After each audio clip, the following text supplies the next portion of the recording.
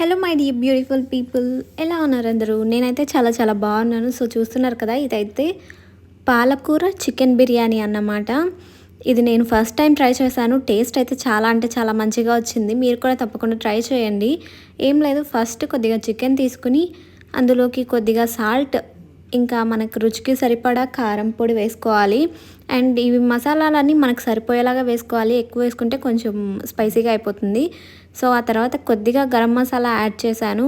ఆ తర్వాత నేను కొద్దిగా ఒక 1 స్పూన్ వరకు జీరా పౌడర్ అయితే యాడ్ చేసేసుకున్నాను.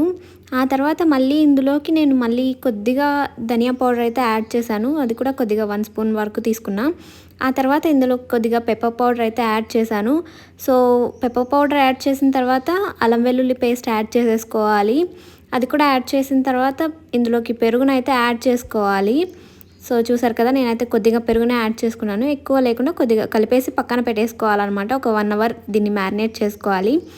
ఆ తర్వాత ఇలాగ స్టవ్ పైన కుక్కర్ పెట్టేసుకున్నాను. సో నేను ఈ ప్రాసెస్ అంతా కుక్కర్లోనే ప్రిపేర్ చేశాను. మీరు ఎక్కువ క్వాంటిటీలో చేసుకునేటట్టయితే నార్మల్గానే చేసేసుకోవచ్చు. అండ్ ఫస్ట్ ఇందులోకి కొద్దిగా ఒక 2 స్పూన్స్ గీ తీసుకున్నా. ఆ తర్వాత ఒక 1 స్పూన్ వరకు ఆయిల్ అయితే తీసుకున్నాను. సో దీంట్లోకి అయితే నేను తర్వాత హోల్ గరం మసాలా ఇంగ్రీడియంట్స్ అన్నీ నేను యాడ్ చేసేసుకున్నాను.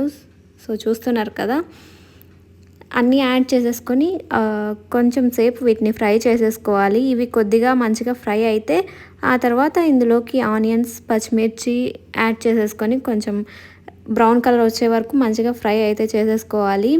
ఆ తర్వాత మళ్ళీ మధ్యలో కొన్ని జీడిపప్పు అయితే నేను యాడ్ చేసుకున్నాను. మీరు వద్దు అనుకుంటే ఇది అవసరం లేదు, నేనైతే యాడ్ చేసుకున్నాను అనమాట.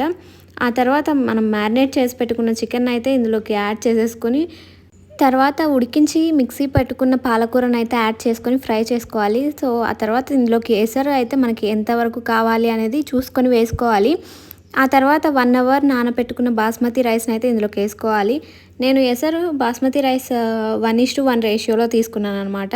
తర్వాత కుక్కర్ మూత పెట్టేసి 1 విజిల్ వచ్చిన తర్వాత స్టవ్ ఆఫ్ చేయాలి. ఆ తర్వాత ఒక 1/2 అవర్ దాన్ని అలానే వదిలేయాలి. 1/2 అవర్ తర్వాత ఓపెన్ చేసి చూస్తే మనకైతే పాలకూర చికెన్ బిర్యానీ రెడీ అయిపోయింది. ఇది టేస్ట్ అయితే చాలా అంటే చాలా బాగుంది. వీడియో నచ్చితే లైక్ చేసి నా ఛానల్ని తప్పకుండా సబ్స్క్రైబ్ చేసుకోండి. Thanks for watching.